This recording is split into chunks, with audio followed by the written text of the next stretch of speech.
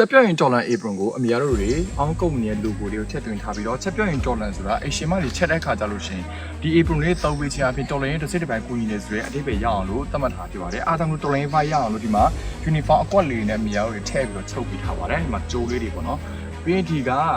ဒါပါလဲဂျယ်ဒီနော်ဂျယ်ဒီကလည်းဒါအုပ်ခုံနဲ့လောက်ထားဖြစ်ပါတယ်ဒါမြန်မာပြည်ကထုတ်တဲ့ဂျယ်ဒီပေါ့နော် made in မြန်မာစစ်ပါ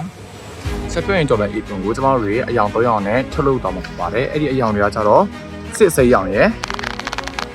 မဲရောင်ရယ်ခဲရောင်ရယ်ဆိုပြီးတော့အရောင်3ရောင်နဲ့ခွဲပြီးတော့ထုတ်တော့မှာဖြစ်ပါတယ်မော်ဒယ်တွေကကြတော့ကုမ္ပဏီမှာဆိုရှင်ပေါ့နော်ဘတ်ဂျက်နဲ့လိုးနေတယ်လို့နည်းနည်းဟိုကစင်ပြလေး9လထားရတယ်နော်ဒီချက်ပြရင်တော်လန် apron ကနေပြီးတော့ရရှိလာတဲ့အကျိုးမြတ်အားလုံးကိုကျမတို့တွေတော်လန်ရေးတွေကိုစီးသွားမှာဖြစ်ပါတယ် apron တစ်ထည့်ကိုအများတို့တွေဈေးတစ်ထည့်ကိုဘတ်900နဲ့ရောင်းချတော့မှာဖြစ်ပါတယ် apron တစ်ထည့်ကိုအားပေးတာနဲ့အများတို့ကုမ္ပဏီကိုခတ်တလုံးအန်းတာဖြစ်တယ်လို့ apron နှစ်ထည့်အားပေးလိုက်တာအများတို့ကုမ္ပဏီကိုကြော်ပွိတ်တလုံးအန်းလိုက်တာပဲဖြစ်ပါတယ်